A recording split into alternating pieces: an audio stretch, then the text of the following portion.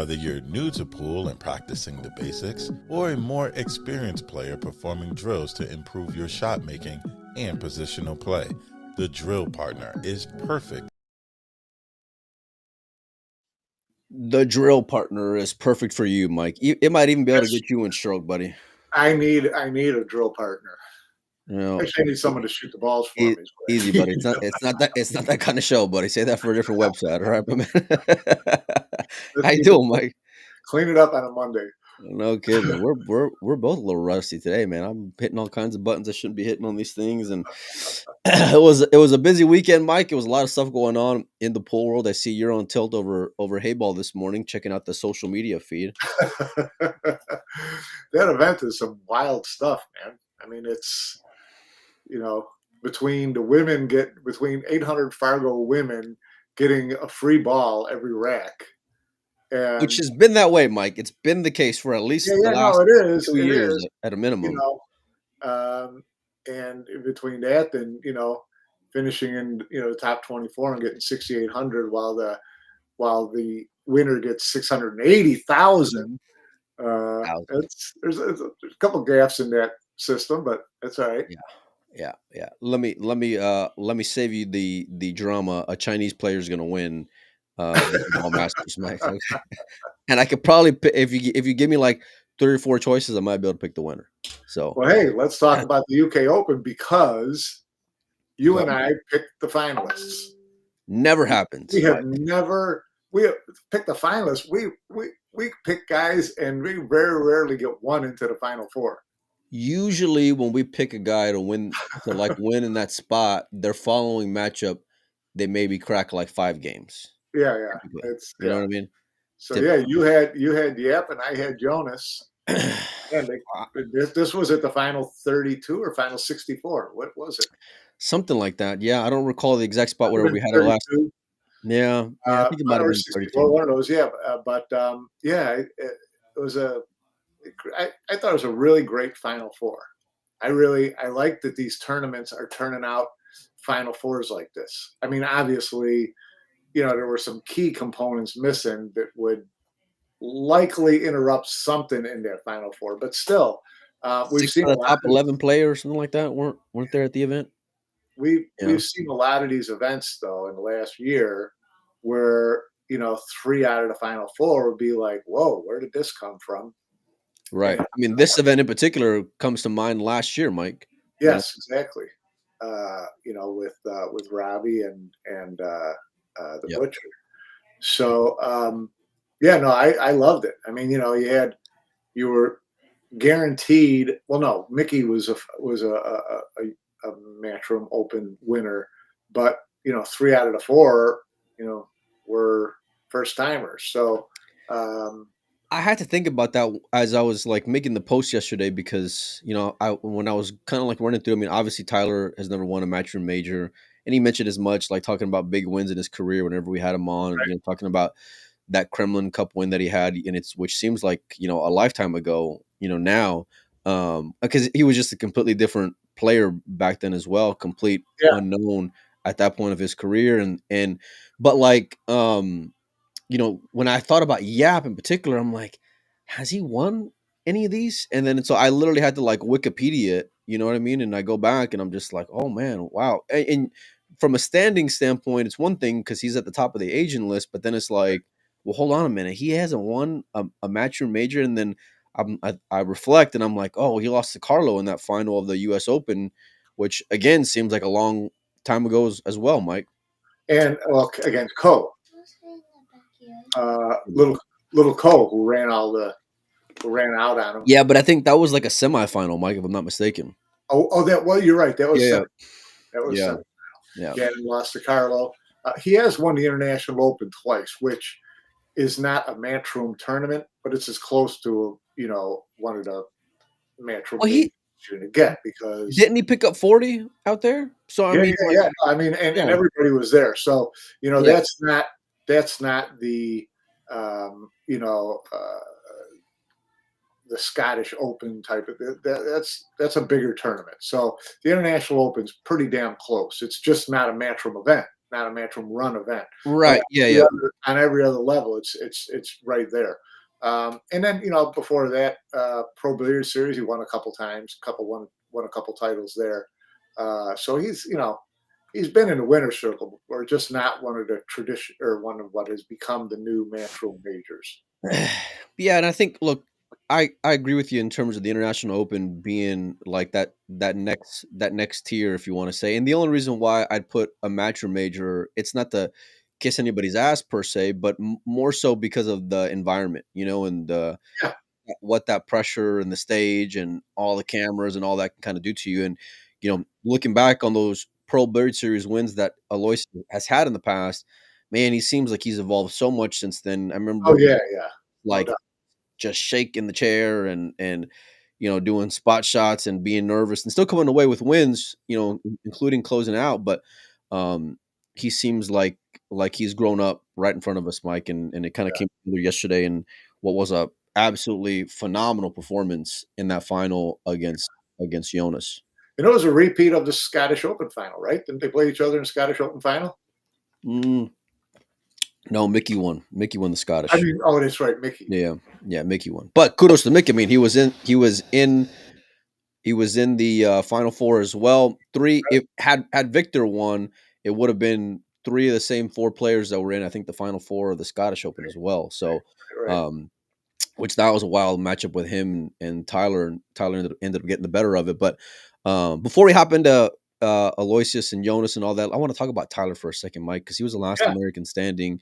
You think this was more of like a reflection of where he's at per se, or more of like a blip on the radar, Mike? We'll find out next couple tournaments.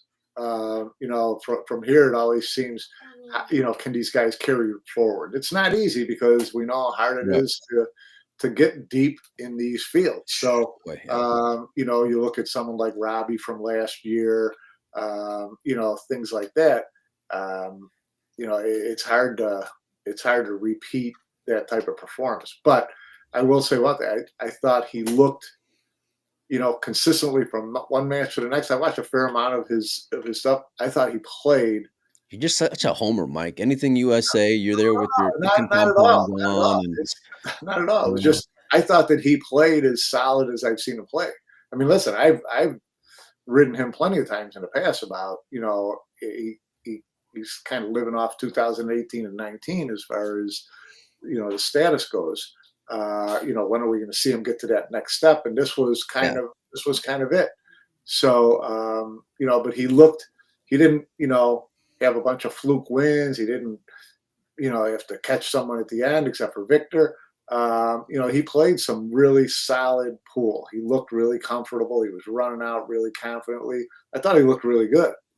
The Aloysius match. You mentioned fluke wins. I mean, it pretty much took a fluke to get him out of the tournament, Mike, because if it wasn't for that fluke at that spot, I think at 8-7 or 8-8 or whatever it was, and then Aloysius, I think, ran out from there. So it was 8-7 at the time, and yeah, that was a big one because he can get out and go. But it's always there are a lot of things that flip a match. I mean, there was a rack that he's supposed to be out of earlier in that session when it was 5-5, I think, and he's supposed to take the lead, and he missed the 8-ball in the corner. And there were a couple games that he gave away that he should have had too. So, but Aloysius, I mean, give him credit. He got that fluke and then just ran there. Ran there. Well, so, he wasn't going to be stopped. But look, I want to just echo everything that you were saying, Mike, because Tyler did look like a completely different player, and I don't want to I've always said I hate to give too much credit in terms of if it's a smaller tournament, or if, let's say, because of the player, you're overvaluing that win per se. But Tyler looked different sitting in the chair. He looked different when he was up at the table. And we've seen before. There's Opie calling. Sorry.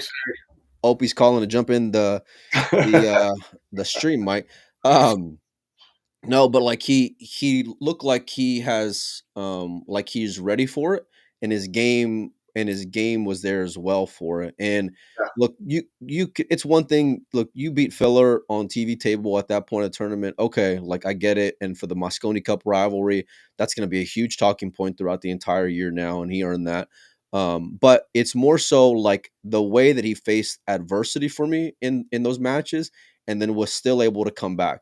You know, Josh closing the gap, and then Tyler finishing the job. Alois having to get a little lucky in order to knock Tyler out of the tournament. In the Victor matchup, Victor was in cruise control and just couldn't get across the finish line. And he made a couple of mistakes, but like to Tyler's credit, he capitalized on every single one of those mistakes, which is what the big boys do, Mike.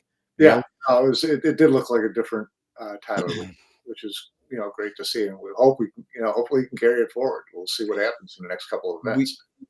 We've seen spots in his tournament career where like he's just come up a little short against these bigger guys, right? Like he mentioned the World Games in Filler where he was up big on Filler, and I know they're playing 10 ball, but still, I mean, it's the World Games and it's Josh Filler, and then you think about that match against SVB that I feel like he should have won last year, and I don't remember what major it was in, but it was for sure a major tournament. So it's like you think about those shortcomings, but then it's like, okay, well then now what happened this past weekend makes more sense to me. You know what I mean? Like it complements what he's already been able to do up until this point. And he seems like, and it was that last ball in particular, I think in that was it the Filler matchup where he had to come around two rails, or maybe no, it was a Victor matchup where he had to cut it in the upper right and then come around two rails to get shape on there. And I'm thinking, okay, this is the spot where the Tyler that I used to know would 2 feet short or 2 feet long would dog this ball and let the other guy back in the matchup. And it wasn't like, I mean, it wasn't a hanger, it wasn't the toughest of shots, but he still had to cut it pretty good. And he was, I think, a little tree topped over a ball. My point is though that like he was closing when he was supposed to close, and that's what the biggest names in the sport do, Mike, is that they handle their business when they're given the opportunity. Like he did to Josh what Josh does to everybody else, every single time. And so it's where he's at right now in May is great. The one thing that I can appreciate about Tyler, amongst other things though, is that like he's number one, he's professional. Two, he takes it on the chin better than probably anybody because he's very like he doesn't like crown himself too prematurely or give himself too much credit. He can celebrate and enjoy the moment, but at the same time, like he's very focused on, you know what, I got a job to do. I'm on to the next one. Like and I believe him where like other guys, I'll kind of feel like it's a little bit of a cliche. You know what I'm saying? Yeah. So, but no, I was real proud of Tyler, man, to be honest with you. Like, it was great. It was great. I mean, we talked about it. We had him on here after the Filler match. And it was okay. That's a big thing. Now you got tomorrow, you got the final 16 and the final 8. Can you carry it through and get the job done? The old Tyler wouldn't have been able to, Mike. That would have been, peaks and valleys. So, but this time he came back the next day, beat Oy, beat Victor, and, set himself up in the final 4. So that was great to see. And those are really respectable wins there, Mike. Like Naoki. Oh, yeah. Oy's been playing really well. Yeah. Steady well. Yeah. And we know Victor's talent. Victor had a good Scottish Open and had a good run at the UK. So he was playing a couple of guys who've been in really good form lately, and we're still running deep in this tournament. So that was 3 big wins in a row to me. Look, I saw like everything that I just described as far as Tyler before that matchup with Victor. I could have said the exact same thing with Victor. Like just insert Victor there because a little bit of dog in him, coming up short on expectations, right? He can rattle some shots there deep in a tournament whenever he's in that position. But Victor looked completely different as well. And that matchup for me was really telling because it was for me, it was guys that are both going the same direction, obviously for different teams with a lot to prove, not just to like the outside, but more importantly to themselves, because they do have expectations. And Victor, for sure, with more expectations than what Tyler's had over the course of his career, because, we've thought really highly of this kid. Yeah. But that win when Victor let him in, And him taking that matchup the way that he did, I was just I was shocked, Mike. Really, really shocked. It was great. And that to me, like even more than the Josh one, because that can happen in a tournament, right? You can get a little bit lucky, whatever. But like more than the Josh one, it just seemed like, man, that's he's turned the page a little bit, Mike. If I'm being honest with you, at least Yeah, that's we'll how it see. looks. Yeah, it Yeah. certainly felt like and looked like it. So we'll see going forward. Let's talk about Mickey for a minute, Mike, the other semifinalist who was in there. He's coming off the Scottish Open win, and I get a message from Collins, and I want to ask you the same question that he had asked me. I'm gonna go see him here pretty soon, but he says, "What do you think that all this social media stuff for Mickey has done in terms of his confidence over the last few months? Because we've seen him be a lot more active on there." Yeah. On like on his brand and posting things and all that. So I want to ask you that same question, Mike. What do you think all this social media stuff for Mickey's kind of doing for his overall confidence? It's not hurting him.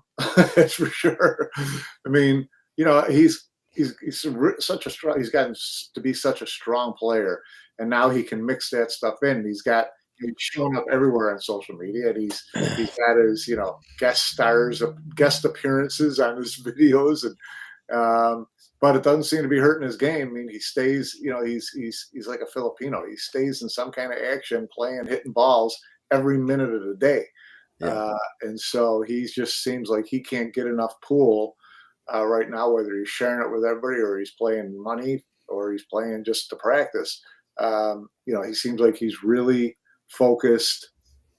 It's not distracting him, is what I'm saying. It doesn't seem like it, at least, obviously, because he's such a well, because he's having success. So that's success. Yeah.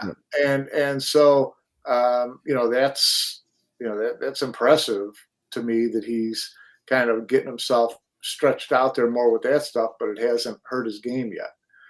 So we'll see over time whether it happens. But he's right back in the thick of things.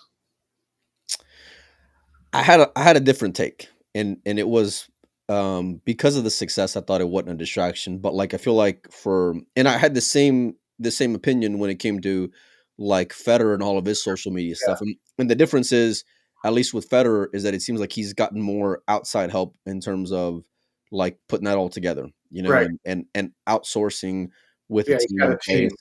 Yeah. Which is different. But if Mickey's like sitting there editing videos, that leaves me a little bit concerned in terms of like how much, like to me, it takes away from time on the table, Yeah. But is he doing all his own editing and posting? And I think so. I mean, look, every time I've seen the kid, whether if he's not in a final on a Sunday, he's posting some photo of him like, "Hey, I'm with the 2 computers open," and it looks like he's got some kind of editing software on there, and I really admire that about him because he's put in the work. You look at him, he's not one of these players who hasn't achieved shit with a lot of patches on. He's a player who's accomplished already at a young age. And he seems like he's very self-made, Mike. He's got no sponsors. He's only rocking the WNT Pro patch. Yeah, right. And that in and of itself is to be commended on its own. You know what I mean? Because of how difficult that it is. And I don't know what his support system or his team is like and all those things, but that part of it I really admire. While you have success though, in terms of like, we only got 24 hours in a day, right? We all got to sleep. We all got, you know what I mean? All these things. And so thinking about that and that eat, sleep, and breathe pool kind of attitude, I'm always going to be a little concerned of how much time that extracurricular stuff is going to be taken away from the practice time. You know what I mean? And maybe it's just being like this victim of hearing the stories of like Shane being a workhorse early in his career and all these things. You know what I mean? You can't peel him off the practice table. But it's a new age of player, and all these guys are super young. This is the point where they can do it though, is while they're young. Yeah, they got the wheels to do it and right. Yeah. And stay in the game. So we'll see. We'll see over time whether it affects him or not. And we'll see over time whether he gets more successful, if he can start to build a team around himself too. Yeah. I love the framework though, and he's, in terms of his page and his brand and all these things, he's not one of these players where he's like, "Hey, go like my new page for me, guys, because I'm, Yeah, right. I'm so and so."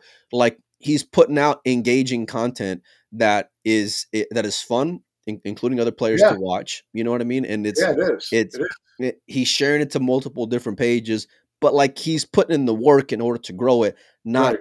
not who he thinks he is in order to like, hey, everyone should follow my Right. page Yeah, if that he's makes not sense, playing Mike. that game. And thank God he's not. They're not doing the reses and stuff like that.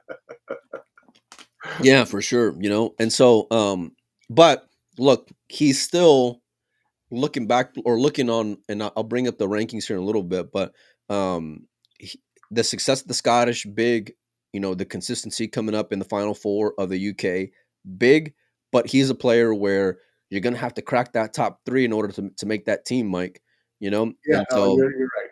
You're right. that's where his focus has to be in my opinion.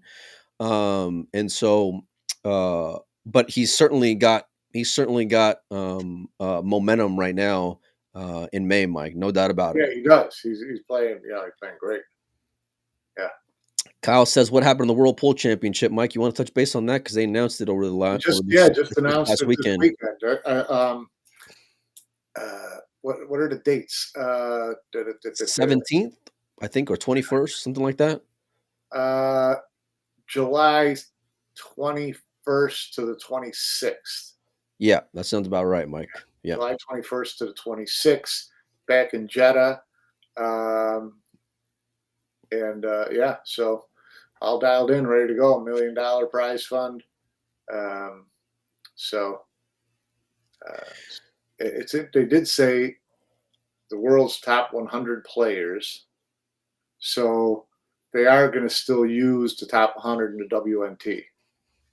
right. And then I think that'll leave, from what that tells me, is that it'll leave 28 to WPA allocations in, right, Mike? Is that how I you don't know. No, they'll have some allocation to the Saudi pool snooker. The snooker. Oh, that's right. That's right. They had a big. They'll leave some to them. They'll probably hold a couple of wild cards.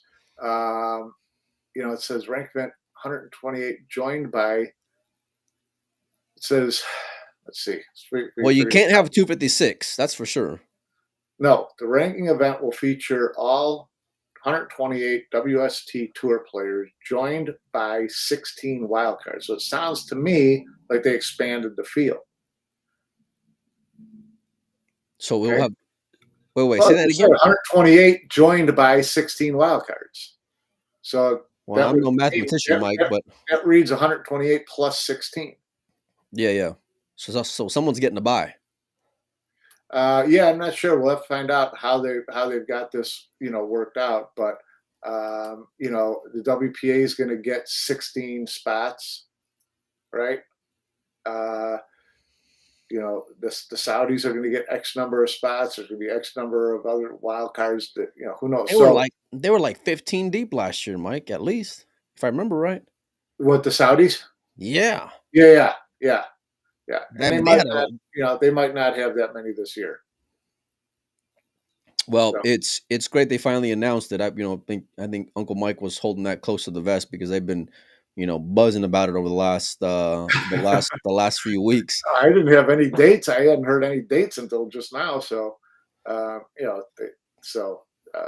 glad to see that it's happening. They've got it pinned down, the dates. There was some speculation online whether that was kind of being held ransom in the negotiations between WPA and Matchroom, which I don't think it was. But either way, good to hear. Good to see it's announced. Be another great event. 2-month turnaround time, Mike, and it's all eyes are going to be on that prize. It's, what is it, $250,000 to the winner, Mike, something like that? Yep. And so it's that part's going to be exciting, especially for those who go deep, given the recent agreement between the WPA and Matchroom, which I'm hoping we'll jump into here, whether today or in the next day or so. I'm looking forward to seeing who can make a move in that tournament, and really, like, not to take away from the whole season, but this tournament and the way that spots are like how you're ranked is being defined. It's basically you have one good tournament, and we'll see you in December. You know, Yeah, right. ask Kachi. You know what I'm saying? So, Yeah. But all eyes are going to be on it. Everyone's going to be geared up for it. Is going to be well prepared for it. And looking at it, the current world champion in Federer, that's probably going to be the first time we're going to see him on a Matchroom major stage this entire year, Mike. Yeah. That's the next thing coming up, isn't it? Yeah. I think that's yeah. the next major tournament. What effect, if any, do you think the lack of playing on the Matchroom stage in the first 6 months of the year is going to have on his showing out there in the World Championship? Wow, it's a good question. Anybody's guess. You know, hopefully he comes in better shape than he did last year, even though he won it. I mean, Yeah. he tripped and stumbled and sleepwalked through, his fair share of matches in that event. So, he may want to come in rusty. I don't know. Maybe that's his lucky charm. He'll be on that getting stroke side. I think Yeah, what did he lose his first matchup and then yeah, went yeah, to the win loss side? yeah. Then it was like it was just it was a struggle every match after that. So I think that look, I think he'll have more wins before losses for sure this year compared to last year. Now, whether or not he'll repeat's a different story. It's going to be incredibly difficult. It seems like the gap every tournament is just is closing from these B and C tier players compared to the A1 players, and so A1 players have given them some pretty good opportunities to get themselves into stroke deep in the tournament by missing so many of these events. Between Federer and Shane and FSR and whoever else, the Cole brothers. There's a lot of guys getting some extra matches because the main competition isn't there, so they're helping these guys get into stroke. like I think from like potting balls and things like that's going to be one thing because Shane and Federer are going to be coming off that big rematch in June. So Right. that's going to be helpful for those two in particular. Now everyone else, we'll just see how the cards shake out and what their schedule is going to be like.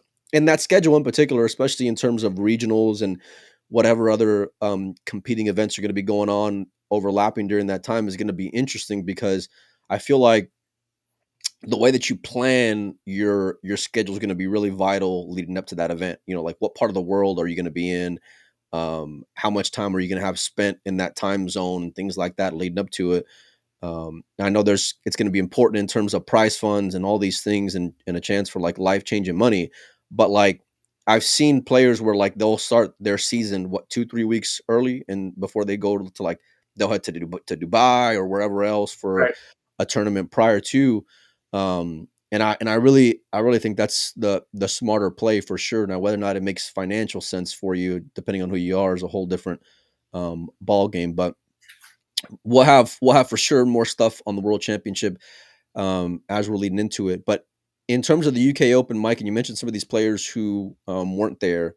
Who do you think out of that group of players is going to regret not attending the UK, if any? I mean, my first choice would be Fran. Agreed. He would be the one who would be likely, the one that it may cost the most. So, we'll see. I mean, he's still right up there in the 2025 rankings. So, he hasn't lost a ton of ground. He's not starting from ground zero like some guys are. We're way down there. So, he's still up there. I'm going to turn off the chat here for a little bit and bring up these current rankings on Matchroom. This is for Team Europe, Mike. And if you look at it, it's a whole different landscape compared to what we're used to seeing. And I know we're early on in May. It is and it isn't, right? Josh is still there, who's a familiar face. And whether or not he'll be allowed to play come December is a whole different conversation. But outside of that, Mike, it's wide open for the European side. Right behind Moritz is Mickey. This is the most ironic thing I've ever seen. So right after Moritz, it's literally Team Europe from last year. Fran, Mickey, David, Eklent, and Jason. That's you're right. That 6 through 10 right there, Mike. And so and you got this mix of elder statesmen, I guess in some regards, depending on who you are, guys that are proven on that stage. But then you got monster like young Europeans still in a Clinton, Mickey, and Fran. Look, we know the run that he had, but going back to my initial question here, do you think that he can fade not attending that event? I know Well, he's yeah, sitting in. because I mean, if you look at it right now, he's sitting in 6. You still have the World Championship. So we just talked about how any of these guys have a good run to World Championship, and they jump the ladder really fast, right? For sure. Yeah. And then you've got the Florida Open, you've got the U.S. Open, you've got Hanoi, plenty of opportunities for those guys who are like 6 through 10 to run deep in one of those events and start to flip flop some of those rankings. Or it's more opportunity. More pressure to me is on those younger guys who are up at the top to hold their standing. There's going to be more pressure on them to not get leapfrogged, because once they get leapfrogged, it's going to be hard to catch. Well, that's a fair point to make for sure. And Moritz comes to mind in his, the way that he kind of disappeared at that UK Open. You know what I mean? And what kind of disappointment that's going to be for him. Like I agree with you in terms of guys that are going to be coming for and guys who know how to close at different points in the season, right? Like I mentioned in the last show, David's time every year is usually during summertime. If you look at the last couple of years, that's whenever he makes his move, snapping off a regional here or going deep there, and just complimenting like deep finishes. That earns him his spot on Team Europe. But it certainly makes for an interesting conversation in May, Mike, for sure. Yeah. And I agree with you where I think that Fran may end up with the most to lose there now, considering the way that especially that Jonas went deep in this tournament, Mike, because and an event like this, has a domino effect that whether in terms of invitationals like a World Pool Masters or a PLP, or could we see a change of Team Spain if they ever have a World Cup of Pool ever again, which that's a whole other question in and of itself. But what effect is that move that Jonas made this past weekend going to have on some of these other players? I think I think it will be like shaking of the trees, Mike, for sure. Yeah, it will be. Well, I mean, you almost got run over in the final, but if he wins yesterday, he's number 1. Yeah. Right. So then he would be looking really solid for this year. But he's one of those. I look at someone like Pius, solid. I'm not sure. I look at someone like Moritz. I'm not sure whether they're looking as strong to me as Jonas right now. I don't know where the hell Jonas. I mean, he's a really good player, and we've been watching him for the last year or two, but he's on a heater. He really is playing as strongly and confidently as it's almost kind of like a where did this come from type of thing. So it kind of reminds me of Fran. I don't see his foot coming off the pedal much. It kind of reminds me of Fran a couple of years ago, Mike. Like in terms of that consistency level, whether in regionals or in majors now, and this is only going to boost his confidence. And I know that his expectations are going to be really high going forward. Well, I'll jump into him in that run in the UK in just a second, because I think I got a lot of opinions on it for sure. But I don't know what happened there, Mike. Let me go back over here. I'm dogging it already, Mike. But we do a show on a Monday. Yeah, no kidding. But look, going back to what I was mentioning before, I think Fran, like I said, will be the one who will be looking back at the end of the year and thinking, man, was that trip really worth it? You know what I mean? In terms of that Mosconi Cup like team. And I think he's got a lot of intangibles that go for him, Mike. He played pretty well out there in Orlando. I think he did, but here's the thing. Josh is in the mix this year, right? So that to me, that takes one of the wild card spots out. Well, you got to So figure Jason's going to be on that team, right? yes, so you're down to one wild card spot already, right? Who got You it? So know, David got in there last year once Filler went out. Is that right? yeah, David got in ahead of Fran, Yeah. Yeah. and then Fran came in after, so um, it's Um, yeah, you know what, Mike, I guess we'll see. We will see. I think like Fran and the Q-Tech factor is a part of it, in terms of like those things outside the table that are going to weigh in his favor. The fact that he has been like such a staple of the WNT tour over the last couple of years, and yeah, his resume, and him kind of transitioning to being more of a veteran on this team, which is crazy to think about because he was just a rookie, like what was it, like a year ago or something, yeah, a couple years, yeah, um, and so I think like those factors will be in play too. And Jason, like especially if you have rookies, Jason's gonna lean on guys that he can trust. He's gonna lean on guys who are gonna be more proven on that stage more than anything. And so I think that for sure will be in his favor. But look, I'm hoping that things kind of stay the course as they are right now. Now, I'm not saying that I think Pius is going to make the team or even Moritz for that matter. But in terms of like the younger guys coming for him and the younger guys making a move, like I wouldn't be surprised to see a kid like Victor in the final 8 of a world championship with a chance to make a big leap. You yeah, know, I can pick another 2 or 3 more Polish guys by themselves, Mike, yeah, sure, and sure. I mean, now that Wojciech is in the mix, I always like his chances. He's such a good player. he was in Uh, the Final Four last year, if yeah, memory serves me right.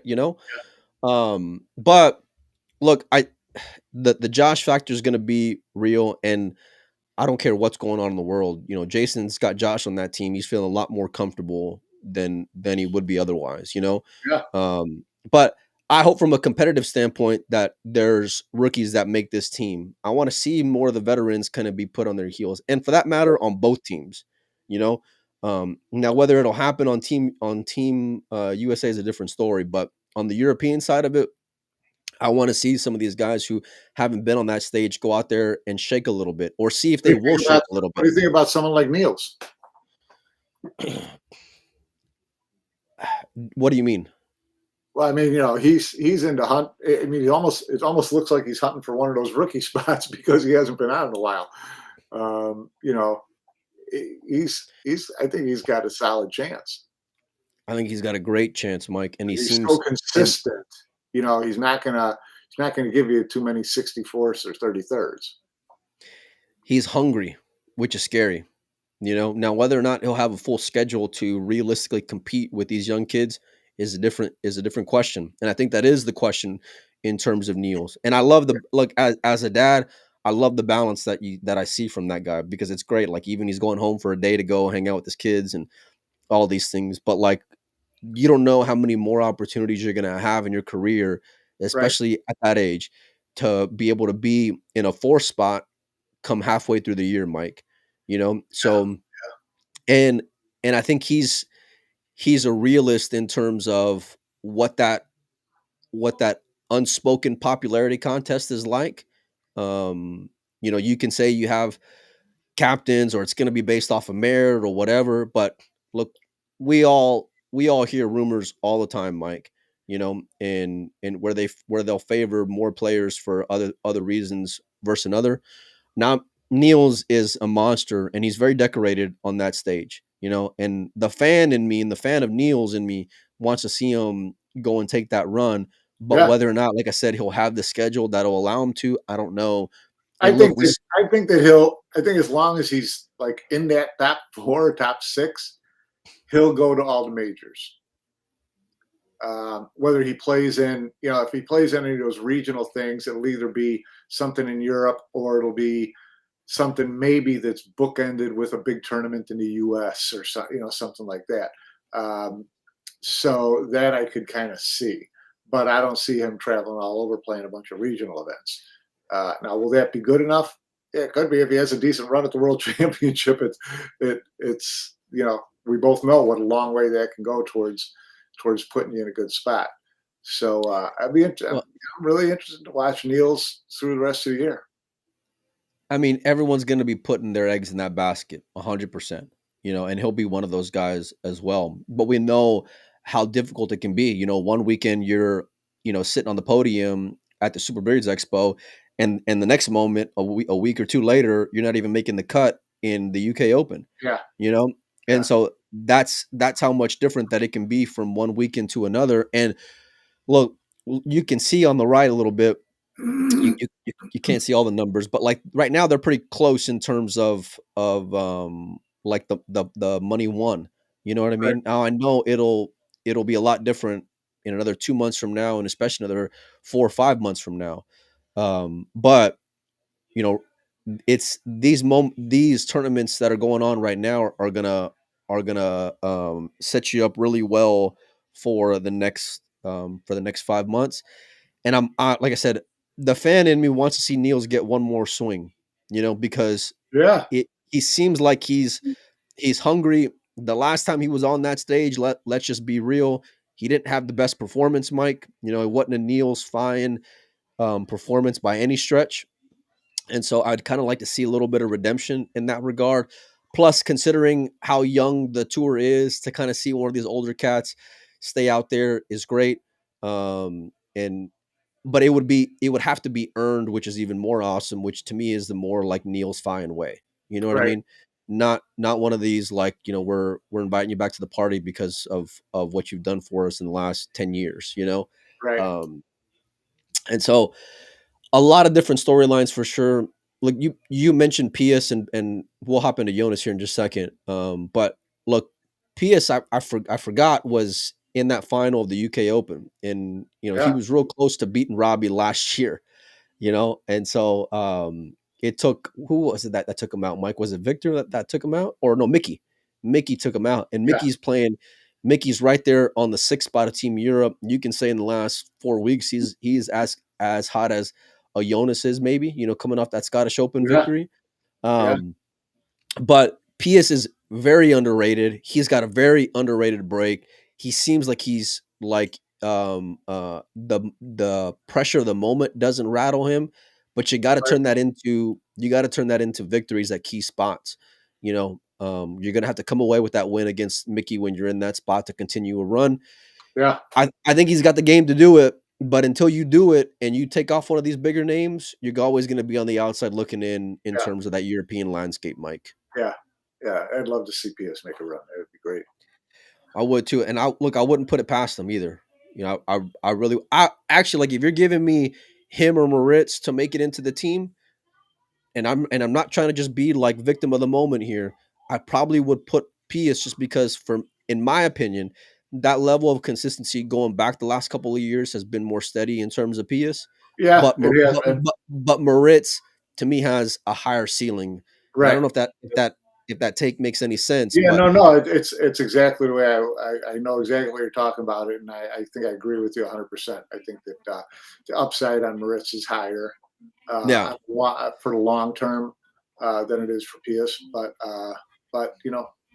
we'll see. he's putting in the work, which you got to admire. And you're gonna have to, if you're gonna want to take one of those 1 through 3 spots on Team Europe for sure. Yeah, Um, let's talk about Jonas for a little bit, Mike, and then we'll jump into the eventual winner of this tournament. But let's talk about Jonas for a moment. You talked about that kid being on a heater. Do you think it's more of just being on a hot run, or you think he's got the game to no, I keep that think his run game going? just I think his game just keeps getting better, and I think he keeps showing more confidence. He's yeah, I just like the way he's gotten where he's gotten.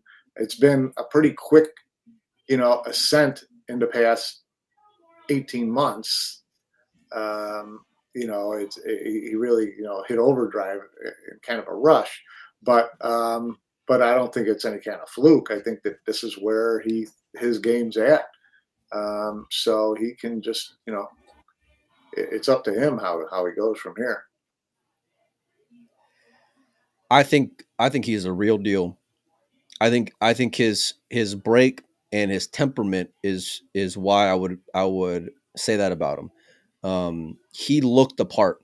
and his game backed up the part. And I know that final was a disappointment for him. Yeah. But Aloysius did to him what Jonas was doing to everybody else prior to that match. Yeah. I mean, like, Jason Shaw was the flavor of the day for everybody in the UK, and certainly Matchroom, waving the Scottish flag. But Jonas, that's a lot of pressure, Mike. What's that? That's a lot of pressure for either Jason or Jonas to be in that spot, because Jonas didn't. I mean, he didn't flinch. He just rolled. He just rolled. You're supposed to rattle. You're supposed to rattle, especially when you're up against a guy with a shadow as big as Jason is. Or you're supposed to overthink, or you're supposed to, not stay in line. He was like spot on for that match. He was in practice mode, Mike. Yeah. Is what he looked like, which that's when it's scary for these top players, is if they can translate from playing in the back towards playing on the biggest of stages. And I will give those points of beating Jason in a single elimination, beating Jason at the UK Open, oh, by the way, on a TV table in single elimination, and the manner in which that he did it. He suffocated that dude just the same way that Yap did to him in that final is exactly what Jonas did to Jason in that spot. Yeah. He beaten Mickey. Look, that is a huge win because Mickey is playing solid. And I know he's on number 6 on Team Europe, Mike, but if you were just taking a vacuum, the last year and a half, Mickey is probably in the top 3? Top 5 for sure. Maybe 5 if you include everybody under one roof. But in terms of Europeans, top 3. Consistency, yeah, for sure. So that's a huge win, and I know he's not the name like a Jason or whatever, but that win for Jonas is massive. The way that he carried himself is massive. I think all these things are going to serve him. He looked like he turned into the hunter in this tournament, Mike. Just like I'll take the same thing when it comes to a Tyler Steyer, the same thing in terms of a Victor. I really feel like there was a switch that turned there with these guys. Now, Jonas obviously got the better of it because he went further. But I tell you, man, I think that with his break, Mike, and the way that he can handle himself on the biggest of TV tables, I'm going to be watching him in that World Championship. I'm going to be watching him in Atlantic City. And look, it's great. You win the Seattle Open. Okay, congratulations. You know what I mean? And I don't want to take too much away from that, but where you become feared is on that Matchroom stage, under the brightest of lights, Mike. That kid did pretty fucking good in this tournament, Mike. You got to give him a lot of respect, man. Yeah. He's there. Be interesting to see the next couple of events how he does. You're right. The World Championship is going to be a big one for him. That's going to be a big one for him. From a lot of standpoints. Obviously, the money thing and the confidence thing, and that's the biggest of stages. He does well there, and it's going to be a long year for everybody else. Look, all of these guys on that list, all except for Josh. We ain't going to worry about Josh. Josh, if there's no bullshit going on, Josh is going to be there in December. Yeah, everybody else on that list, number 2 through 10, World Championships or bust. You know what I mean? Like, yeah. Kachi carried the entire year based off of one tournament, Mike. Really carried, you know what I mean? And he didn't look that good in Manila, but he looked damn good in Orlando. David, look, I know he's solid, man. Super solid. But it's World Championship or bust for all these guys, except for Jason. Jason, you're already there. Everybody else, though, it's a lot of heat, Mike. That's a lot of heat. It's a lot of heat because Jason already has a spot and you don't fancy him. I mean, if you look at Team Europe, you're looking at 3 spots. That's it. There's only 3 up for grabs. That's it. Yeah. 2 are already set. So he's taking one of them and he's picking a veteran as the second one if push comes to shove, Well, yeah, I mean, it's you've got Josh and you got Jason and you got 3 spots. So one of them's going to be a wild card because unless Josh completely, falls apart, which you're not going to, one of them's going to be a wild card, two are points. That's all that's available for Team Europe right now. Let me tell you what, like, my dream, just in terms of Team Europe for the World Championship would be. Okay, Mike. Number one, and this is my final four of the World Championship right here, Mike. All right, I'm going Victor Zelensky. Okay, Wow. I'm going Pius Labutis. Okay, I'm going young here. Okay, then I'm gonna go with Niels Fine, and then my last one is part of the guy who may snap off the whole tournament. We ain't even talked about this entire show, Mike. Part of the guy who's not part of the guy who's been the most consistent in World Championships over the last 10 years than anybody. Albin Ocean wasn't at the UK, Mike, and Albin Ocean knows how to play in a World Championship, Mike. And Albin now, Ocean. Now what you're saying these are going to be the top 4 European finishers? Yeah. Okay. Yeah. Just top to like turn the whole thing on its head. Put everybody. Well, depends on where those top 4 finishers are. Yeah.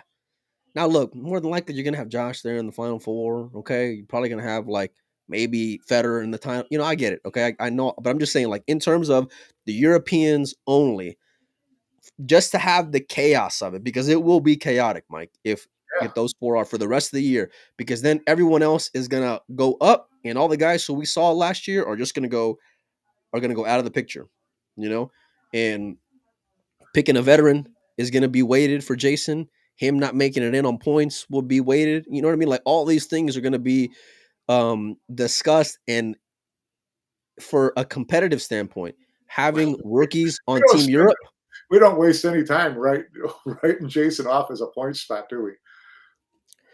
Well, look, I don't think it's being out of line, and I'm not trying to be like disrespectful to what he can do. I'm just saying, like, it's hard to finish the job with all these young guys. I mean, it's really, really, really difficult, Mike. Yeah. You know, the World Championship, you know, that's where you can really make kind of not assure your spot, but you kind of really put yourself in the right stead. But you got to finish, you know, top 8 to have the real difference making money in there. Mike, going back to Jonas, I expect him to be there in that final 8 of the World Championship. I think he's got that kind of game, and if he can stay focused, I really, I'm really going to be just excited to see how he can parlay that in this upcoming major tournament. But with that, look, I like the kid's temperament. Like I mentioned, I like his game. I like his break. He looked like he was a little bit too, like, un-Jonas like in that final. And I know Yap won the lag, and then he was up 5-0 before you could even blink an eye or get a clear shot. But, like, just seeing how, like, he was real serious, which is what I had seen of the kid the entire tournament. You know what I mean? Where, like, maybe you can say that stage kind of got him out of character, or that moment got him out of character. And is that a good thing or a bad thing? I don't know, Mike. I don't know how to value it. Well, he was serious in those other matches until he got comfortable leads. You know, he looked all business, especially early, like I said, early on in those matches. And then you'd see a little bit of the, you know, the swagger and whatever afterwards. But yeah, we'll see. It's going to be interesting to watch him for the next couple tournaments for sure. Look, what Yap did was spectacular. I don't know if you watched that final, Mike, but it was just about as close to a perfect performance as you can ask for. Yeah. 8 breaking runs. You know, that's and the way he ran over Jonas, the way Jonas ran over Jason, things like that. You know, I don't know. Well, we'll talk about Yap first, then we can talk about formats later. Yeah. Well, look, he didn't have a whole lot to lose where he's at in terms of standings, but, like, in order to get the Asian team is, and just the Asian conversation alone, it's so hard to get respect, you know, and that to me is what was the best out of that whole thing yesterday, is because now, look, getting on that Reyes Cup is tough for Aloysius with that market and him being a very quiet player. You know, like he's got to let his game do the talking. He's not going to get one of these Huang type spots. You know, he took it, Mike, and he took it in the most dominating way. 5-0. Then Jonas gets a jump shot.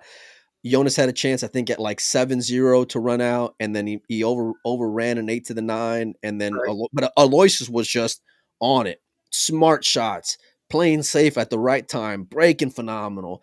I mean, the guy was just not going to be denied. And I heard a good take from Jeremy Jones prior to the final, Mike, where he was like, it depends on where the time is at. He's like, if the time is over 2 hours, I like Yap. If it's under an hour or like under an hour and a half, I like Jonas because of their pace of play, you know? Yeah. But look, he showed he can win a lot of different ways. He showed he doesn't need to have the Carlos and the Huangs and the Chuas behind him in order to stand tall on his own. You know, he's sort of like exercised those demons in terms of heartbreaking um major semifinals and finals performances, you know, losing to Koping Chung 99-0 in terms of ball, losing to Carlo at the US Open years ago. He's at the top of the rankings in Team Asia, but he's a bad dude, Mike, and he's just further. Yes, I think he's the most I'm not saying underrated, underappreciated, least talked about monster out there. I mean, because he's so quiet and he's so nice and unassuming, flashy and whatever. But if you look at and he always, you know, when he loses, it's like, you know, I didn't feel good and I don't, you know, I was nervous. And when he wins, I didn't feel good and I was nervous. And he's always the same thing. But you look at his performances over the past year. I mean, he's not at the top of the money list because he won the world championship. He's finished high in pretty much everything he's played. You're just not going to see him disappear early in any events. And you know, we talk about he's got 2 international open championships. He's, you know, he's which is hard to do. That field was tough, Mike. Yeah, I mean, it's a you know, as major as a major gets without being a match from major. Yeah. So it's sure. You know, you've got all these events like that, and these events in Asia, he's always top 4.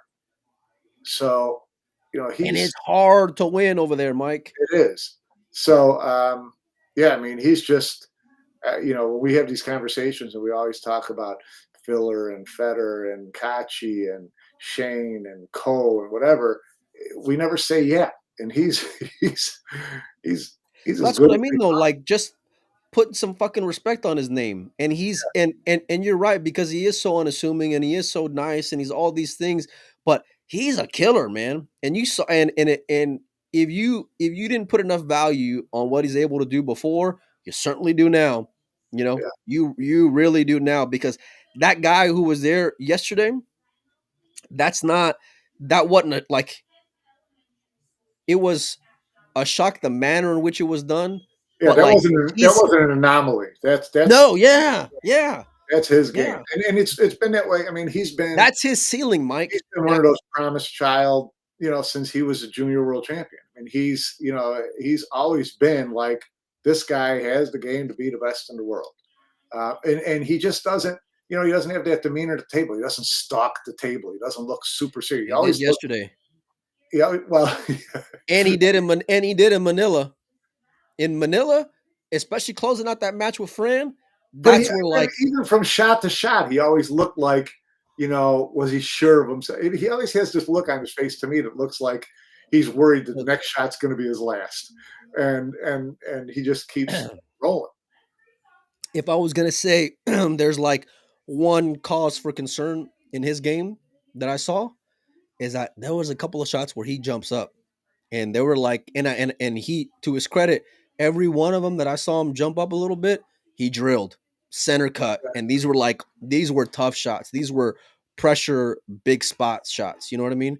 But he delivered. Now, if he's got that hitch in his giddy up, you know, in Saudi, then I don't know. You know what I mean? Yeah. But man, he had a whole different level of confidence yesterday. I couldn't be more happy for that guy for winning and the manner in which he won. And I do think, look, I know Jonas hasn't hasn't won a world championship before or anything like that, but it was gonna take that kind of performance from Yap in order to beat Jonas yesterday, because Jonas was playing tough, Mike. I Yeah. mean, really, really, really tough. You Yeah. know, and it was earned by his game. And like I said, it's not one of these like looking into a shadow of some of these other guys. And so that part of it, like, I really just love. Look, it's going to carry him the rest of the year. What happened yesterday in terms of Yap, Mike, Yeah. but yeah, I mean, just a remarkable performance by that young man. And I agree with you. Like, look, you given the landscape of Team Asia, you're going to have wins like that in order for everyone to be put on notice. You know what I mean? And to take a Filipino spot or to take a Taiwanese player's spot, you got to have results, right? There's no pats on the back on that team. You know what I mean? There's no come on, big guy, we'll welcome you back. No, no, no, no. You got to go and earn it. Yap's earning it. Yeah. Performance after performance. In those Asian tournaments, by the way, I would value those a whole lot higher, like dissecting a player towards the end of the year, than I would any American regional tournament, Mike. You know, Put more especially credit. like, Put well, you, like in terms of like the ball. you put more value on the Marboys Open than the Beasley Open, do you? I know it's a hot take, right? I know what you're thinking. Yeah, I know what you're thinking. Look, no disrespect to Doug Beasley, it makes a fucking great cue, a really great cue. But no, it's tough. It's really really tough. And like the landmines you got to dodge in majors is already one thing, Mike. But when you include the unknown Asian players, and for us, it's unknown. For them, they know. Them, they know the guys you got to fade in that first, second, and third round compared to other players who aren't able to make it to these major events for financial reasons or visa reasons or whatever else. You know what I mean? And so, look, what that kid did there was outstanding. He looked like some of these other, like, yeah, baby, we're almost done. He looked like some of these other guys that the switch flipped, Mike.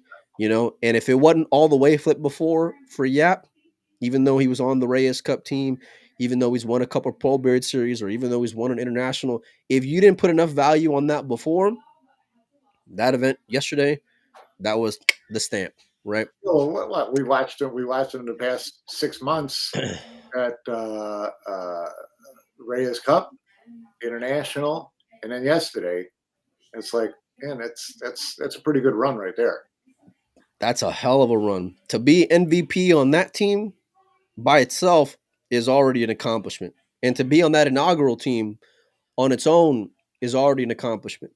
And those are things where, like, it's okay to take the rest of the season or take 6 months off. It's cool, man. We're good. Not yet. Yeah, You no, know, and not to make it on that team.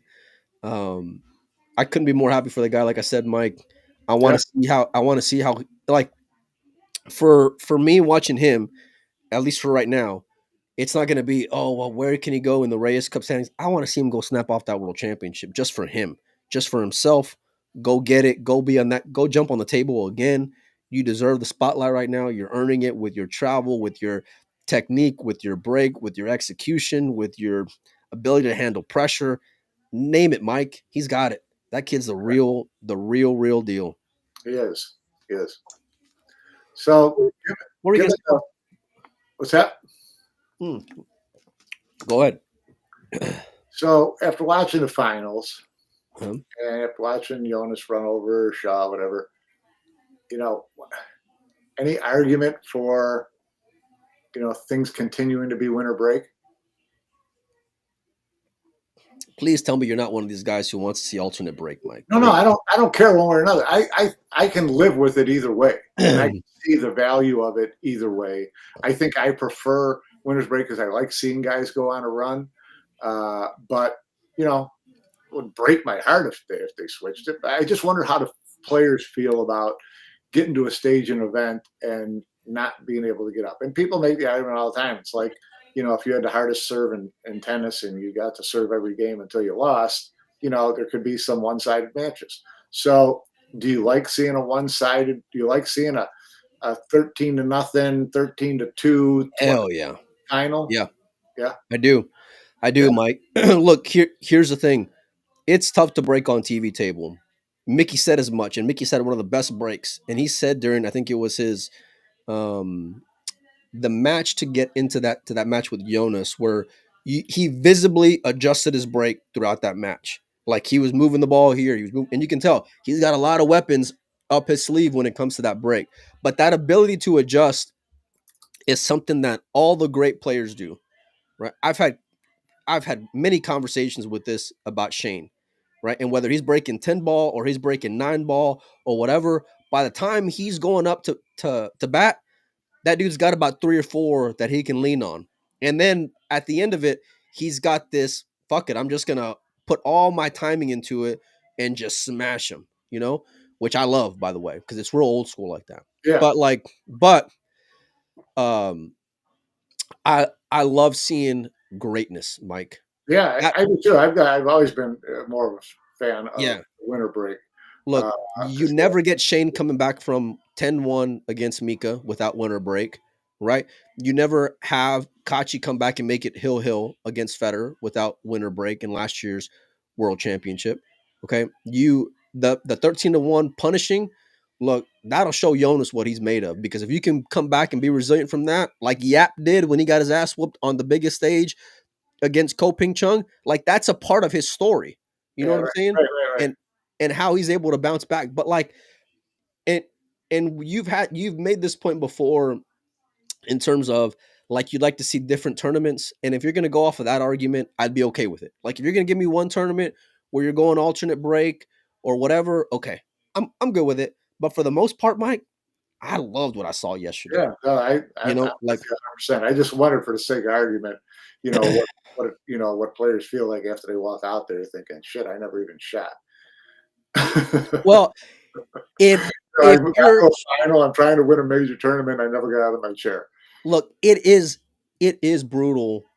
Like if you're on Team Jonas or if you're Jonas and you're a fan of the kid, to have what happened yesterday happen, right? But it really shows the value of that lag from the beginning, because we really only talk about the lag in Mosconi Cup because it's a race to 5. Yeah. How important was that lag yesterday? Because literally the dude only got to jump a ball at 5-0, break and run. Yeah. He could do no wrong, but like it's a credit to his greatness and where everything kind of lined up for him then. But like we said, it could have very well have gone the other way. And if it would have gone the other way, if Jonas wins 13-1, which he was capable of doing, I would have just as much been in awe and excited and pumped up about it. You know what I mean? Like I love seeing stuff like that, Mike. I think it really gives an opportunity for some of these younger players, and you gotta have a killer instinct, Mike. You really, really do. I've learned more about players seeing them from behind than I ever have seeing them front run, Mike. Right. Because you'll see a ton of guys who will check out, and there were spots where it was like 7-0, 8-0, whatever, like where Jonas looked discouraged. And I hope he addresses it, because that is something to, like, you got to figure out how to weather it. You know what I mean? I know 8-0 is a tough hole against Yap in that spot after the whole tournament and all that. I get it. But like seeing Yap bounce back from the Ko Ping Chung match, seeing a guy like Dennis in his match with Shane kind of say, fuck it, and I'm just going to go and play and to be free. Seeing Shane against Mika, I've seen some great things going to happen with winter break. I don't want to lose that, Mike. You know what I mean? Like I really, really don't. And the race, like, it's tough watching 3 hours of 9-ball pool. Look, 13-1 was great. Like it was an hour and a half. Whatever it was. 9-ball pool now. What is my son? Am I sounding too European? 9-ball pool. Oh my God! Shoot me in the head. Get with the times, Pinozo. Get with the times. Get with the times. Yeah. What are you gonna say? What are we going back to? What on the spot here? Are we talking just 9-ball?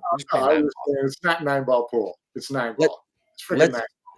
Okay, you need to have a cigarette in your mouth and racking with a triangle rack on a Valley bar table, okay, for your opponent. Whenever you say that, Mike. All right. No, look, the event was great. the action on WNT TV was great. The coverage was great. The social media of the tournament was phenomenal. From the interview after to the build up prior to the graphics, like it's real easy, and it would have been real easy for that tournament, Mike, to be a massive letdown because the stars weren't there, you Yeah. know, and it wasn't for me, Mike. No, I thought it made it. I thought it made it more fun to watch. You saw these guys battling for these final spots. Who, even the guys they were playing. It wasn't like this guy upset Shane in the final 8, and this guy upset Filler in the final 4, and this guy upset Federer in the. This was all like all the matchups were like, man, I like whoever comes out of this. It's going to be fun. Yeah. I was seeing like very specific debates on either side of like from final 16 on. You know what I mean? Where guys are like, right. I like when guys are saying they like Oi. I'm like, did anyone watch Tyler against Filler? And then I'm thinking to myself, I'm making an argument for Tyler at the tail end of a major tournament, but it's like that's what he's done. You know what I mean? Like he's earned that to be talked about in that fashion, Mike. And look, I think if anything, it'll just like it maybe won't validate it as much for some of these younger guys. You know what I mean? But like that to me just makes it a more compelling world championship come July because it's going to be a good one. It's going to be absolutely massive. Mike, I wanted to talk WPA in this video, but we're already an hour and 10 minutes. We'll do another time. All right. Well, you got anything else, Mike, before we get out of here? No, I think I'm covered. Well, except you posted those rankings today. What was up with those? What do you mean? I got them up right here. Team Asia, it had like Pinyi Ko at $44,000. Sorry, he hasn't won $44,000 in 2025 season. Not even close. Hang on. Let me see. Look, so this is the current. You can go check out WNT rankings. So yeah, this is the current standings. Are they including Hanoi in here for the Asians or what? Well, let's see what happens when I click this dude's name here. Well, if we're matching, we got to work on this. This don't give me nothing. It would have to include Hanoi, no? But then what did he win? What did he win? 40,000 in Hanoi? Hanoi was the end of last year's points. So why would they be included in this year's? Unless the Asians was over before Hanoi? I thought it did turn over on that tournament, Mike. I thought that was the beginning of this season. No. Hanoi was the end of last season for the Americans and the Europeans, but maybe after Hanoi was the end of last year for the Asians relative to Reyes Cup. Because maybe Reyes Cup already picked before Hanoi?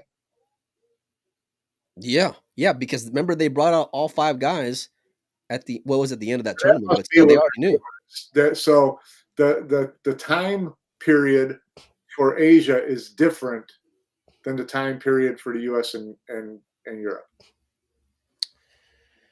Yeah, so their 2025 is different. Mike, when I got questions like this, you're the guy who I lean on because you're the professional out of the two of us. I'm looking at it, I'm like, wait a second, where the hell Ko Ping-yi hasn't played in a tournament in like 6 months? How the hell has he got 44,000? Johan, Chua. So they must be including Hanoi for Reyes Cup for this year. Well, it's got to be what. Which makes it even more confusing going forward. I hope this year that everything ends at Hanoi. Well, let's get to the bottom of it, Mike. So that way, whenever we come back, we'll ask because we get answers every time we ask when they're going to announce stuff, right? Man, Mike, tell me how you really feel. A lot of sarcasm there, buddy, to end the show.